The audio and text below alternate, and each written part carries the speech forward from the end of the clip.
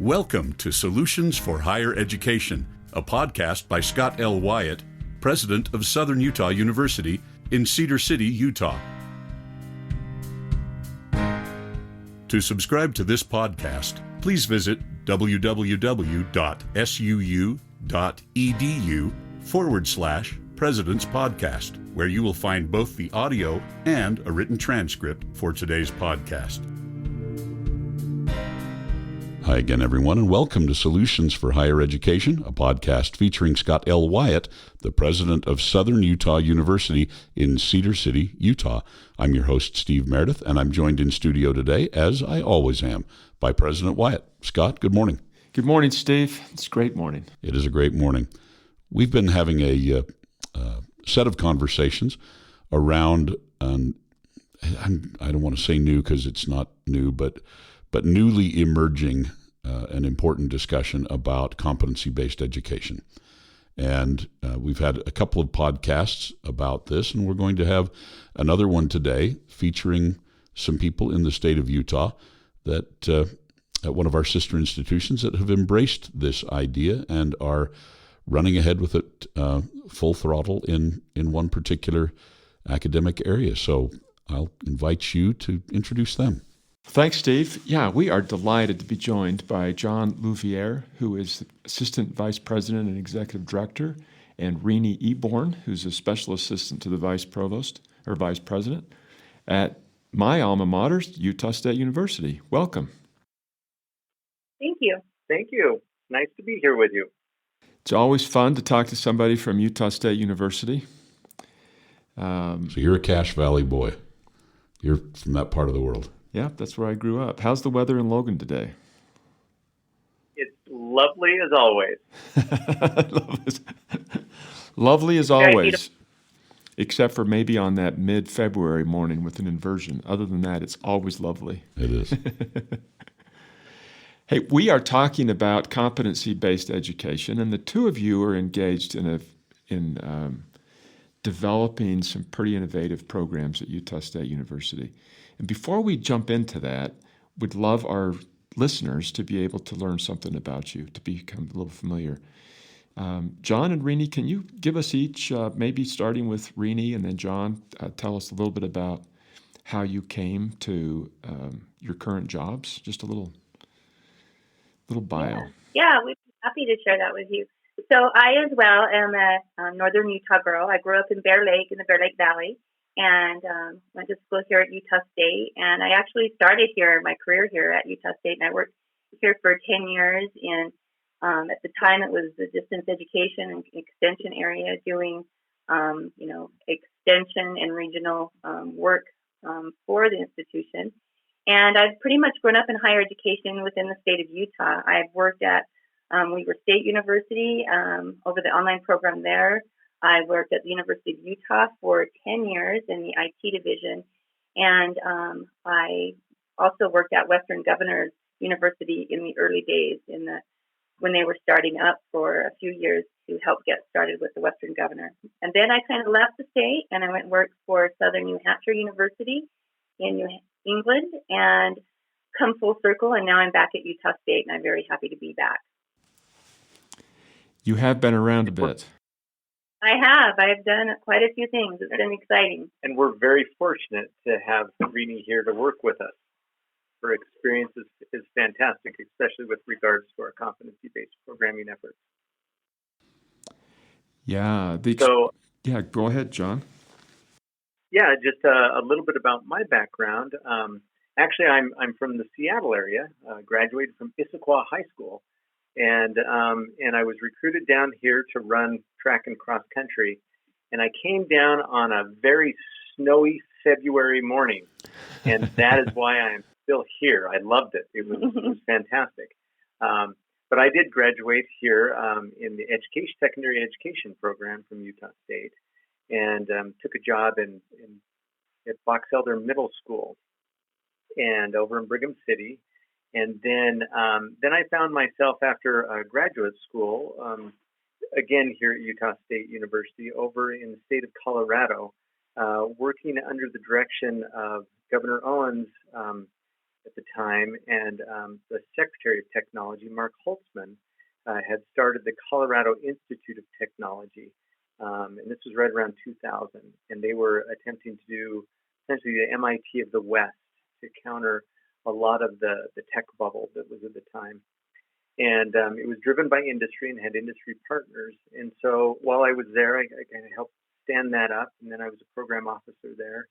And then we started our family. So my wife and I really liked the snow in Utah, and so we thought we would move back from where you would think Boulder, Colorado would be a great place, to Cache Valley, which is a better place.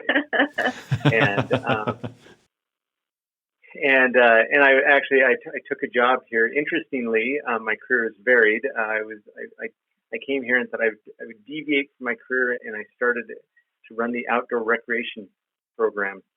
And we went broke after a couple of years and adopting a couple of children, and so I had to do what I was trained in, and so then I became an instructional designer and took over our instructional design programs, and then have since stayed in that field and have worked with our Vice President, Robert Wagner, for quite a few years to help support our online programming and our classroom programming and technology, and even a company that we've spun out of our center that supports instructional technologies, and have now found myself in my position that I'm at today. Well, you're a man after my heart. And in fact, this last weekend, I led a student group on an outdoor rec overnight camp out Friday night, Saturday. Well, you couldn't be in a better place. Now, there's two places that I would live, and there in Cedar City would be one of them. You know, what's so neat about Cedar City is that I can go on a hike every day of the year, right, within just a few minutes of my home. Logan and Cedar City are very similar in that there's a great outdoor ethic. Yeah. It really adds a lot to the community. Well, let's jump into this competency-based. So competency-based education, and Utah State has a grant, don't you? Well, we did.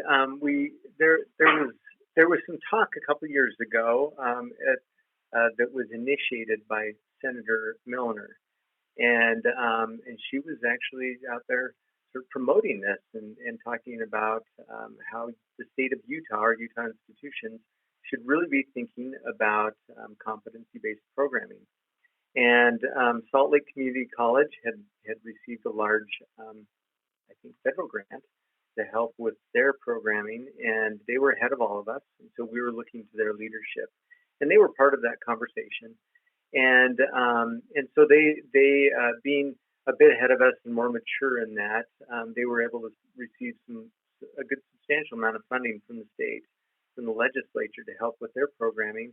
But USHE also had a little extra that year, and we were committed to something that we eventually sort of phase into or scale into to help complement the land grant mission of Utah State University. And so we wanted to be able to use competency-based programming as a way to find those students that may not have completed their, to use it as a finisher degree program, or essentially just to provide more access and flexibility to the students that have been able to finish across the state, coming back to our land grant mission. And so that's where USHE was kind enough to give us a small grant to help us really kind of tackle the process of identifying really the degree program that we would like to do, and then get the right faculty on board and the leadership that was necessary to initiate this phased process. I was looking at Utah State University's general education requirements online. I don't mean online. I mean, I was looking at them online. Right. You were online. And I was online looking at them. And I noticed that it appears, anyway, that a student, in theory, could show up, take a bunch of tests or assessments, and have all of the general education requirements completed with a competency-based test. no seat time or anything else. Why don't you talk about that just a little bit? Help us understand what that means. Sure. Without going into a lot of detail, I'll just assume that our listeners understand competency-based education. But it really comes down to time becomes the variable, and it comes down to assessment. So the requirement is that we can provide an appropriate and valid assessment that students can demonstrate the respective abilities and skills and knowledge that are necessary to receive the credential. And as you were talking about, we have our general education courses would be those credentials. So one of our objectives in the gap that we saw in the state is Salt Lake Community College was they were providing a competency-based Associate of Applied Sciences. And that's definitely transferable. We accept the AAS degree here at Utah State. I believe Weber does, and some others. But it's not as transferable as an Associate of Science. So we felt that we would differentiate ourselves, and that's what was convincing enough to USHE to help provide a little funding behind it. But we would go after the Associate of Science. Now, there's a reason that there's not very few competency-based Associate of Science programs across the nation. And it comes down to the challenges of developing assessments for these general education courses. And so the kind of quick history here at Utah State and within the state of Utah is that we have a very comprehensive and accepted set of general education requirements across the state, and general education outcomes and associated rubrics. And we have Norm Jones, who was previously here, is recently retired out of Utah State, and Dan McInerney were the two leaders around that at the state, and they had participated quite a bit with that. So we reached out to them to see if it was even possible to do this, if it was realistic, if one, we could develop these assessments that would be adequate to satisfy the credential requirements, and two, if our faculty have the appetite to do that, to be able to support that and get behind it. And so they convened a group of their colleagues here within our institution, and were able to come back and respond with these. And I wouldn't say it was an easy response. There was a lot of negotiation and a lot of discussion of what does this mean? How can we really accomplish this? Does this threaten what we're trying to do here at the institution? And what sort of impacts does this do? And then more importantly, how does this align with the land-grant mission? And after those conversations were had with our respective faculty in the different departments, we decided that we could accomplish this. And so we decided to move forward, and we now have, I think Rene can share those general courses. We have 11, and we've almost completed all of those in the past year with our faculty. Yeah, we have 11 fully online general education courses. We have 4 of them being piloted this fall. We have 4 of them that actually have students enrolled, and we're piloting this fall. And the rest of them will be ready for spring 2020. And those courses, competency-based? Yes. So for our listeners, what would be different for a student taking an online course that was competency-based versus one that was not? Because, that's one of the great things about online education is that there's a certain flexibility of time sort of built into the model. What's different between an online CBE course versus just a standard online course? So you're right. There's a lot of different definitions of CBE programs, and across the nation, there's a lot of different hybrid approaches and a lot of different interpretations about how that works together and how it is approached. For our initiative here at Utah State, the way that they're different is that they are optimized for non-traditional learners. They're fully online, and our students are expected to demonstrate student mastery through project-based assessments. And so they'll go into because we're not an experimental site. We don't have the special license like SLIC has. So there are some things that we have to do differently. So we do have to follow the standard semester terms. So we have to start them at a certain time and end them at a certain time. But during that time, the difference is that students can complete those assessments at their own pace. The time's the variable. So they can go through them as fast as they need to or as slow as they need to. And they're more personalized and paced for their needs and for their learning. So working within the framework, the typical time framework of the university that your accreditation allows and the definition of the institution federally allows, you're trying to give students that maximum flexibility that competency-based education does, with the understanding that there are certain frameworks that you still have to stay within. Yes, exactly. Yeah.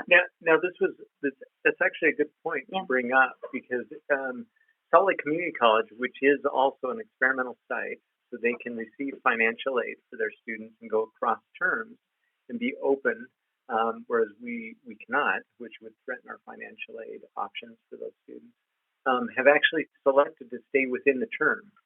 And they do that just for the logistics on the administrative side. So as much as we want to be very student-centric and student-centered in terms of providing these services and doing this, we're still bound by those terms. But there are some logistics that are going to be very expensive to change in a big lift. And it doesn't mean that we are not trying to go there. We have a vision for that, which we do. And we think we can get there within a reasonable time frame and within a reasonable budget. But it's going to take some creativity and ingenuity on our end to do that. We've got to be very innovative, and it will be relooking at processes as well. Administrative processes of the student life cycle and how we manage that. So, that's a big change in culture as well. So we have to do that slowly and carefully and be very methodical about it. So if I was signing up, this is one of those things that I keep hearing, that non-traditional students who are engaged in an online program are far more likely to be successful if they can start out with some credits, either credits they earned a long time ago or a recognition of competency-based. And I suspect, Rene, that's something that you've been involved in for a long time.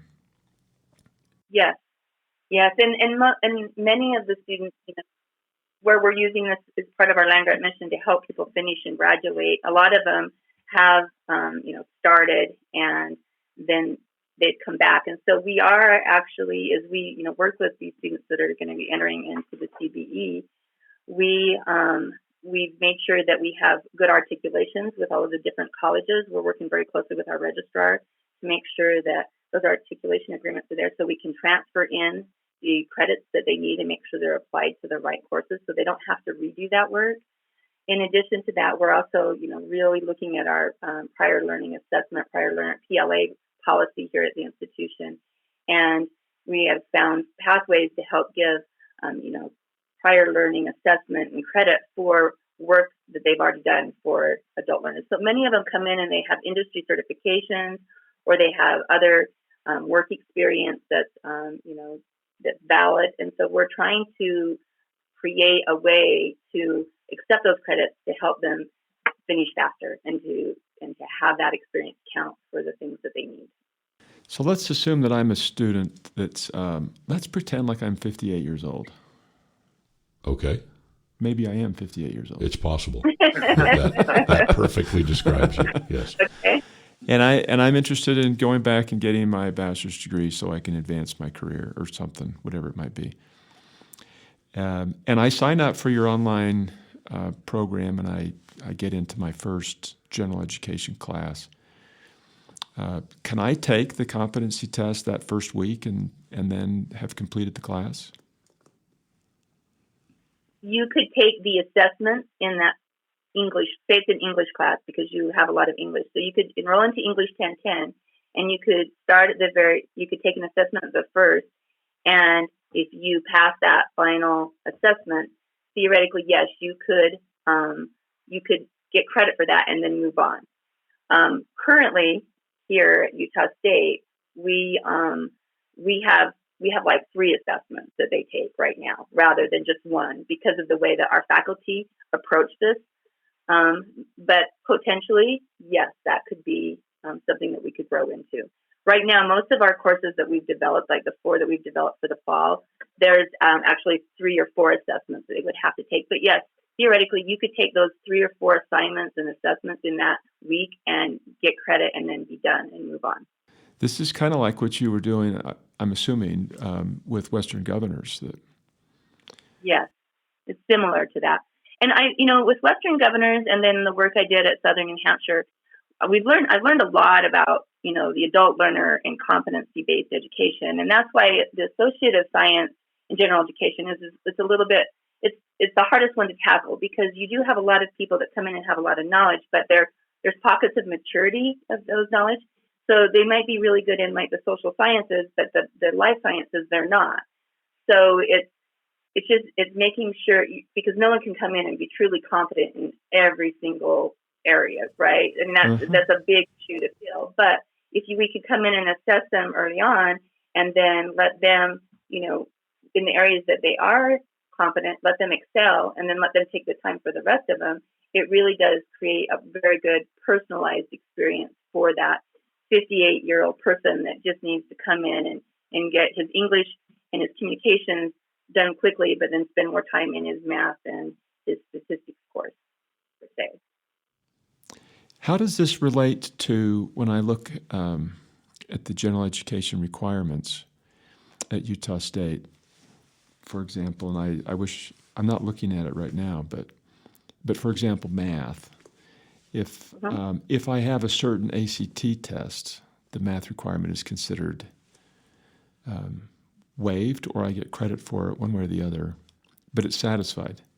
How does that relate to this? The only way, it doesn't really relate to this, because they still need to demonstrate that skill and knowledge through our assessment. Or if they've taken math 1050 at another school, it'll transfer. Yeah. But that ACT test doesn't. Yeah, we haven't. Adequate. Yeah, we have not yet tackled the prior learning credit for the ACT and the SAT. That's on our list of PLA policy that we need to review with our registrar and our leadership. And but it is on the list of things after we do this pilot. Those are things that we are going to be looking at as well.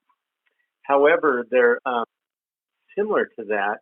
We do have the elective courses that are part of the degree, and we have built into that the option of students that could come in with some professional certificates or the programs that we've been able to articulate towards credit.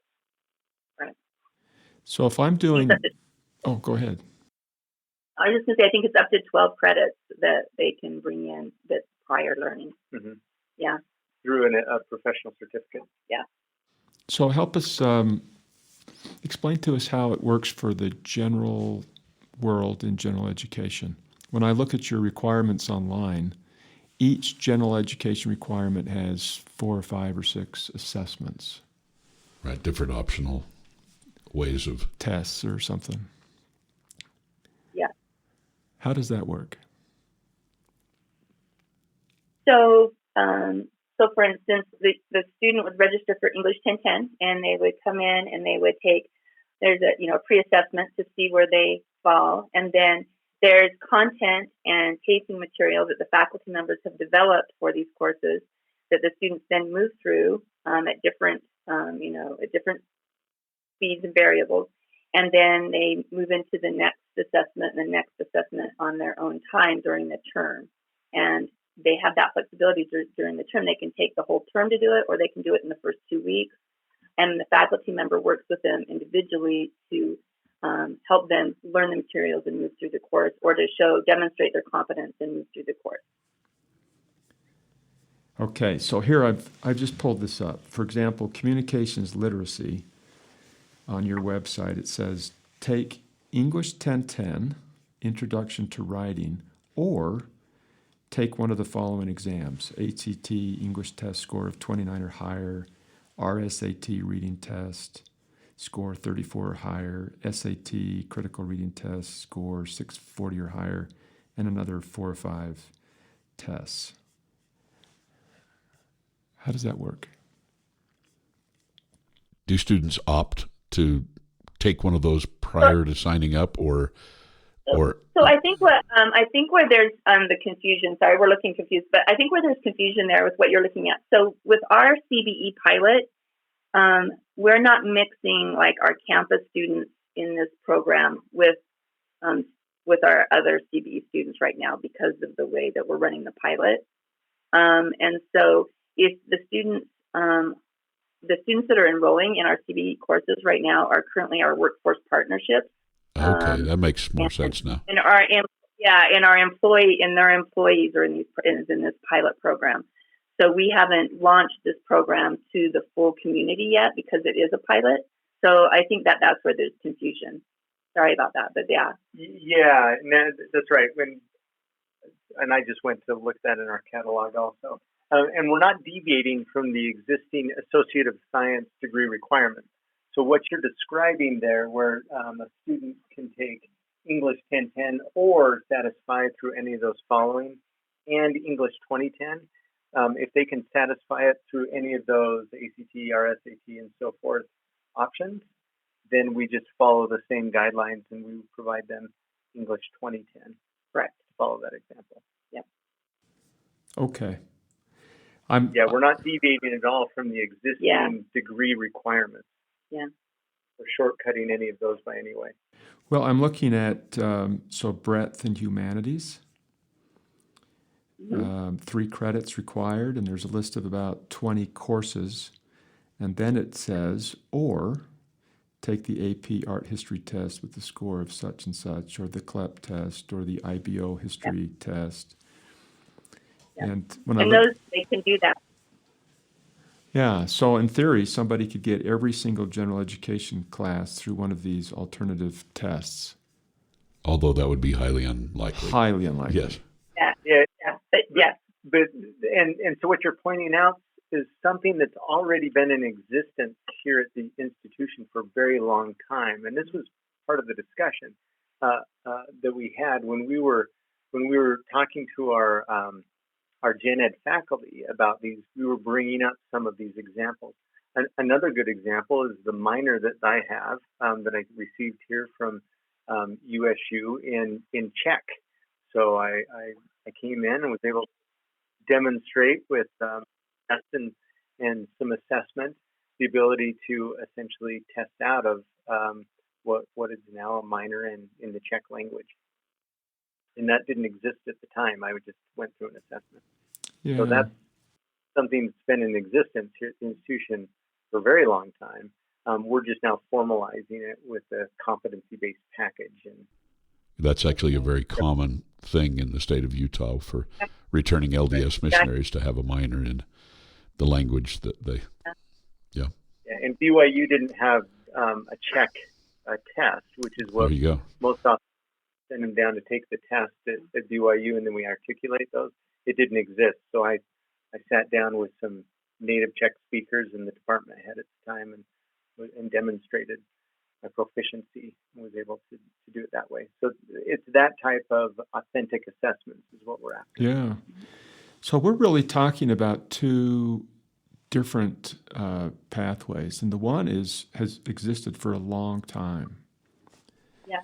We've been doing CBE for a long time. I mean, it's if not you look at it this way, right? Yeah. And in our vocational programs, we've been designing our courses at the competency level for a very long time and assessing this way also. And so that's like our career and technology education programs, which we have at USU Eastern, have been doing this. And when we have these discussions with those folks or our ag science folks, it resonates and they understand it very quickly, and they've been designing and developing their courses that way. And so doing a lot of the elective courses, we actually went to the ag science department to get some of those courses for the electives because we knew those would be a lot easier. But like we started out, the gen eds were the toughest ones, so we started with those. Yeah.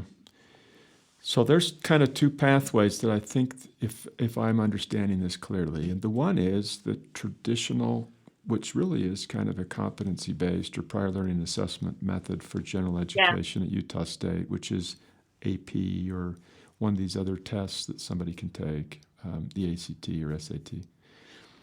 So that's always existed, and I don't know how many students take advantage of those opportunities. I remember I had a brother that got a lot of credits through AP. Yeah, I clept out of almost all my general education at the University of Utah. You're talking about... oh, go ahead. No, go ahead. And then we're also talking about this new innovation that you're doing that's unrelated to these tests, and that is this online program for primarily adult learners. Correct. Yeah, this is an Associate of Science in General Studies. It's completely online, and it's for our adult learners out in the state or wherever they are who need to finish their degrees or they want a degree, and they need the flexibility and they need the opportunity to be able to have that avenue for their education. It sounds like the first one is primarily for what you've been doing for a long time, is primarily for students coming out of high school. And the one you're talking about now is primarily for adult learners. It's hard for them to cross. Yes. Yeah, and another way to even look at it is those CLEP tests or the prior learning. Those are all or none. So either you pass it or you don't, and that's part of the AP exam, which is kind of a threat versus concurrent enrollment in getting college credit. Right. But the model that we're developing right now is what I would say all or some. Mm-hmm. So they may be able to test out of the whole or be able to test their way through all of it, but our anticipation is they won't. They'll test out of some of it potentially, and then they can gain the learning material and participate in the course and get the knowledge that they need to then complete those requirements. So it's the all or some. Yeah, and I do like your point that it really is focused around an adult learner, and that's my background. That's what I got my master's degree in is education, focusing on the adult learner and technology, and with my experience early on at Western Governors and then at Southern New Hampshire, adult learners, they come with a vast amount of experience. They have a lot of knowledge. They're self-directed most often. They're motivated by relevance. And so we're trying to make these courses so that they work for the adult learner, that they fulfill that need so that, and a lot of adult learners don't do well in high-stake direct assessment tests, similar to the AP tests and stuff. So these courses allow them the opportunity to come in and take the time to learn the content and then take the assessment, but maybe in a shorter amount of time. So they really are focused around the adult learner and people out in the workforce. So they may have 2 or 3 or 4 assessments, and they take them when they feel prepared to take them. And in theory, they could complete all of the semester for one class anyway. They could complete it within a week or 2. Or and the advantage, or take the normal 16 weeks. Yeah, or take the whole time. If they need the whole 16 weeks because they need to learn the content and work with their faculty member, they have that opportunity to do that in a flexible way. The amazing part of this is that, as you have already discussed, that if I want to take 3 or 4 classes and 2 of them I really basically understand, I can move through them quickly and then devote all of my time on the class or 2 that I'm struggling with. Yeah. And that's how we learn. I mean, that's the true, the background of how adults learn. That's the way, we're very relevant and motivated by relevance and by our life situation. And so there's a lot of factors that consider. So we're just trying to make this as flexible as possible so that it can meet the needs of the adult learner. And, our military, our veterans come to us a lot with a lot of prior learning that they, this helps them as well. So we're trying to make this just be a stepping stone to help them finish their education and obtain their education and better their lives. That's our hope, is to make this make everyone's lives better so they can improve their life. That's the business we're in, isn't it? It's Yeah. upward mobility. Yeah. Rene, you had mentioned working for two of the really big national leaders in competency-based education, Western Governors in Southern New Hampshire. And part of this that is driving our discussion is it's always based on what's best for the students here at SUU, and I suspect that would be the ethos that drives Utah State University and hopefully all of our USHE sister institutions. But the reality too is that some of this is market driven. In other words, students are opting to go to places like Southern New Hampshire and Western Governors because of this type of flexibility and because of the prior learning credit that they can get. Are you sensing that that you're going to be able to add additional programs to this? Because I suspect that students, I know you're just very much in the pilot stage, but as we've seen, be wildly successful at these other two institutions. Western Governors said they want to have 1 million students, and their growth pattern seems to indicate that they might actually be able to get there. So is there some sense that the universities are going to have to move this way to be able to compete? Is there some market force driving this also? Yes, I guess you were asking me. So yes, I do think that this is very market driven. I think that the students that are coming to us now are different students than they used to be, and they're very consumer driven. They do a lot of research before they come, and then a lot of our adult learners are looking for that flexibility as well. And so yes, I think it's very much market driven in that regard. Also, our industry providers, we see them, they're taking a political stance as well, saying we need there's disruptor roles that need to be filled, and they're trying to find ways to do that as well. So I think that it's really important that higher education starts moving into some of these more innovative and more flexible type of opportunities for people to finish their degrees. If not, then I think that we're going to see Google and Amazon that are creating their these educational programs, and I think they're going to do very well. And I think it's important that we in higher education that we start meeting them where they need to be met and help find ways to do that. And we're doing that right now with this program. The students that we have in our pilot are actually, we're working with two of the companies within our geographical area up here in northern Utah, and providing that opportunity through through an employer. Where do you think that this is going to lead us all? Where does your crystal ball say we're going to be in 10 or 15 or 20 years?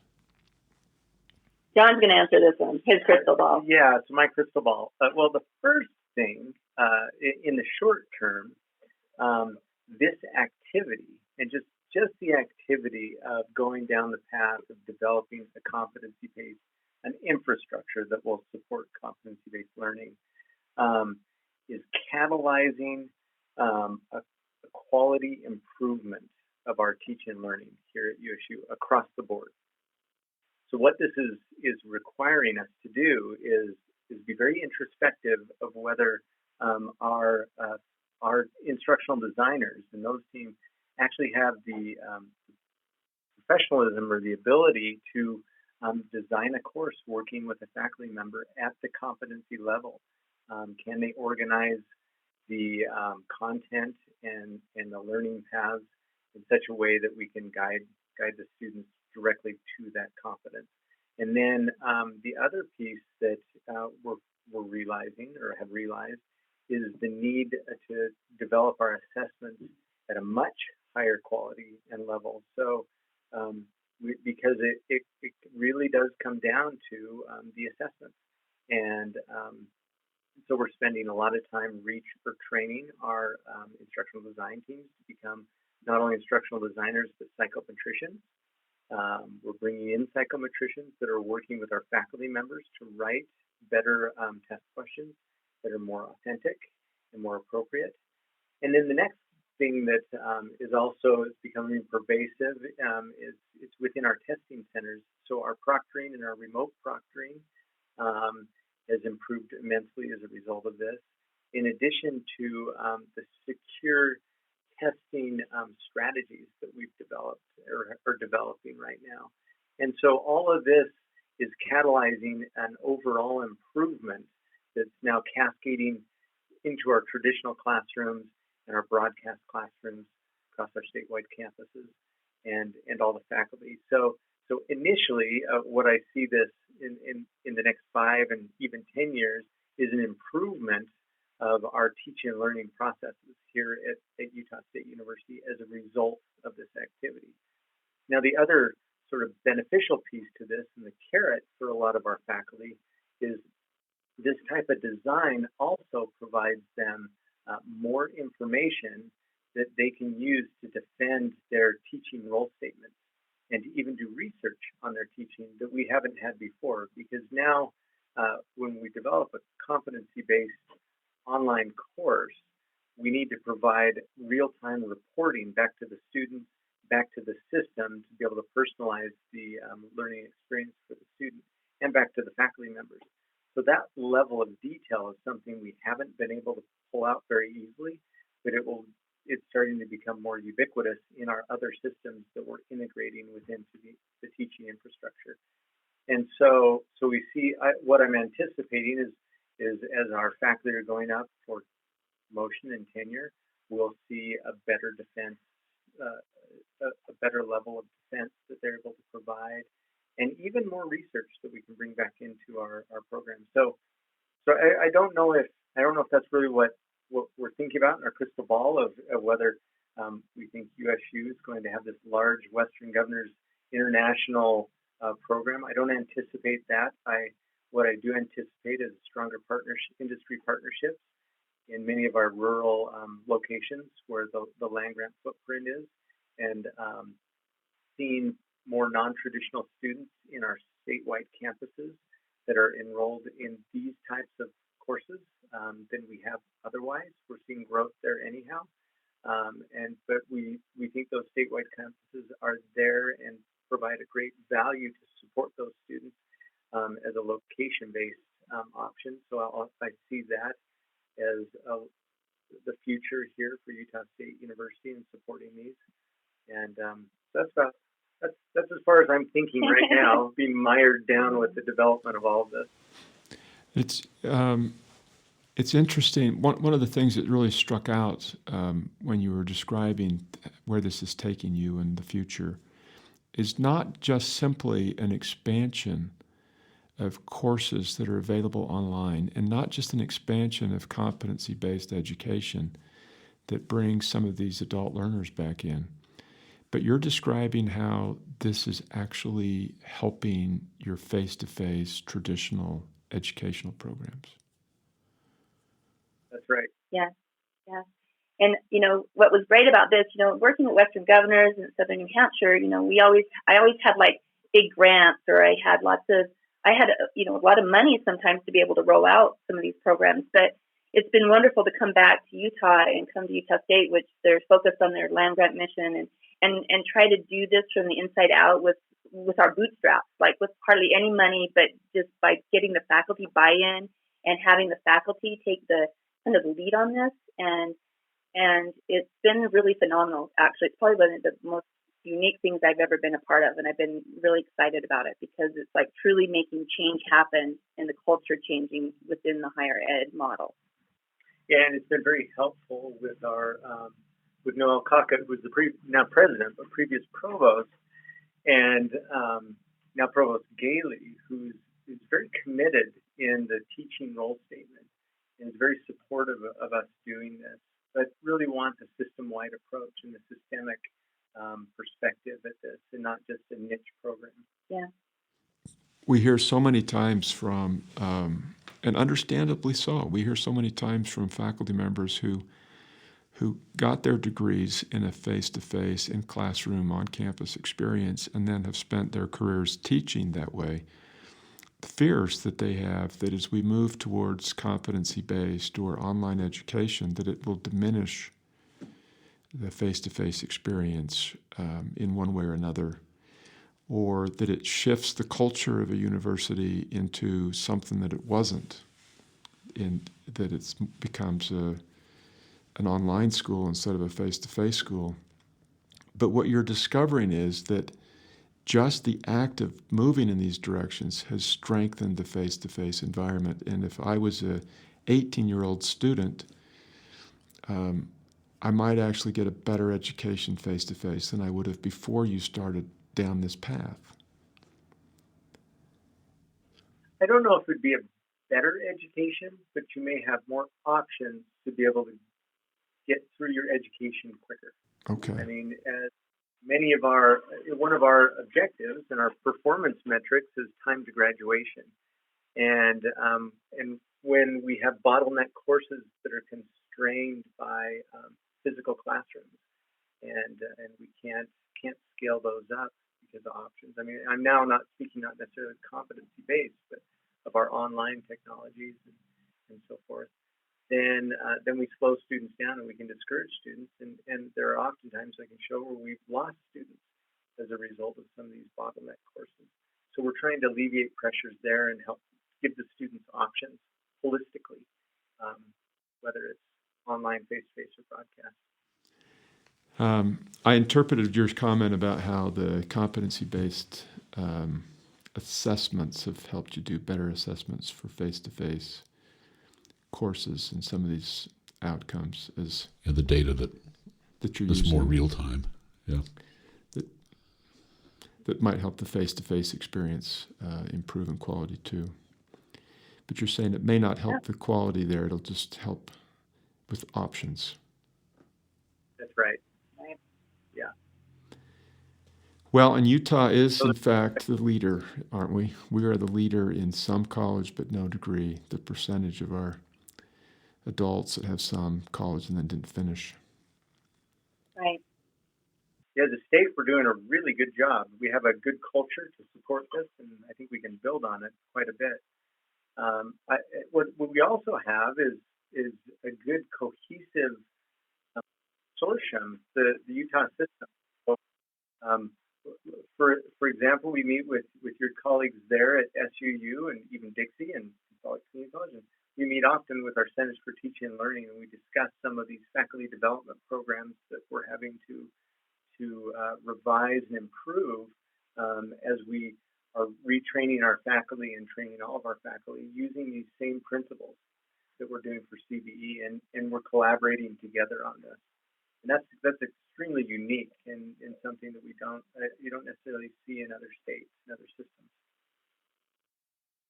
I remember when I was living in Logan practicing law, this was a long time ago, actually teaching distance classes for Utah State.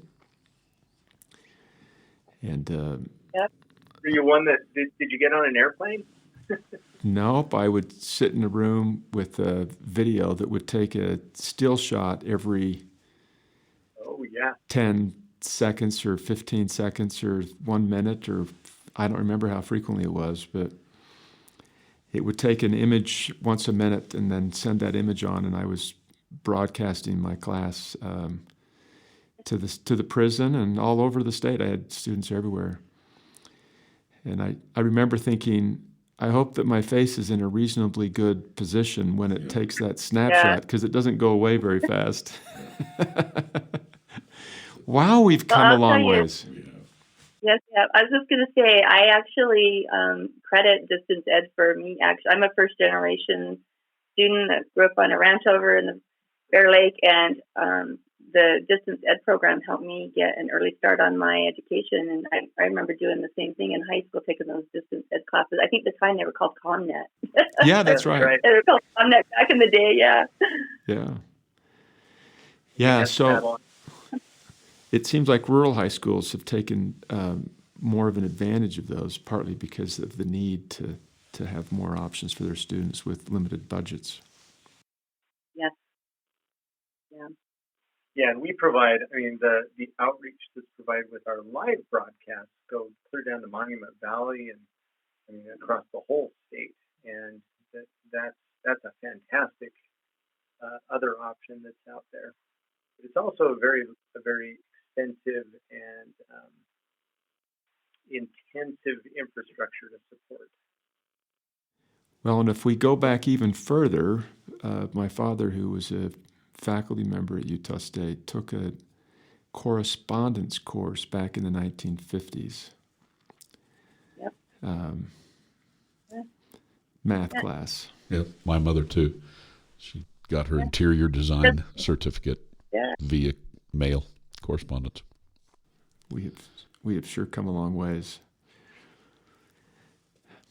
So, I mean, this is just the next step for us. And I actually, part of this is I encourage any of the higher ed institutions, if they're thinking about competency-based education or doing some different things, to pilot stuff, because even if you decide it's the best way to learn, like you've got to learn and you've got to educate and create awareness and teach and, pilot things, and then take the good things you learn and move it into something else. If that's anything, that's, at the end of the day, that's the best thing that we have is we're learning what we're doing well, what's working well for our students. We're getting learning analytics, and it's making us do our jobs better. So that's our hope, is to just continue to do better. And I encourage others to do so as well. So we're going to see pretty soon a full bachelor or Associate of Science degree. Associate of Science. Associate of Science degree at Utah State that's competency-based. You've begun with the general education courses, some of the more difficult ones, and then you're moving into the content courses related to the degree. And then we'll see where it goes from there. We're all just learning from this. And it's good for our faculty and our staff to understand what great innovations our sister institutions are doing, so that we can get a sense of where the world is going, because it's changing. You've been listening to Solutions for Higher Education, a podcast featuring Scott L. Wyatt, the president of Southern Utah University in Cedar City, Utah. We've had as our guests today, joining us via telephone from their offices at Utah State University, John Louviere and Rene Eborn. We thank John and Rene for joining us, and we thank you, our devoted listeners, for tuning in. As always, we'll be back again soon. Thanks for listening. Bye-bye.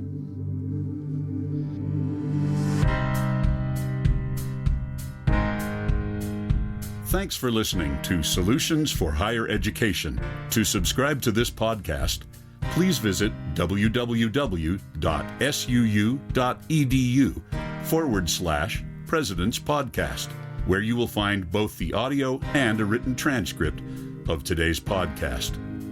The original music for this podcast was composed by Jack Barton, a master's degree student in music technology at SUU. For more information about Southern Utah University, please visit www.suu.edu.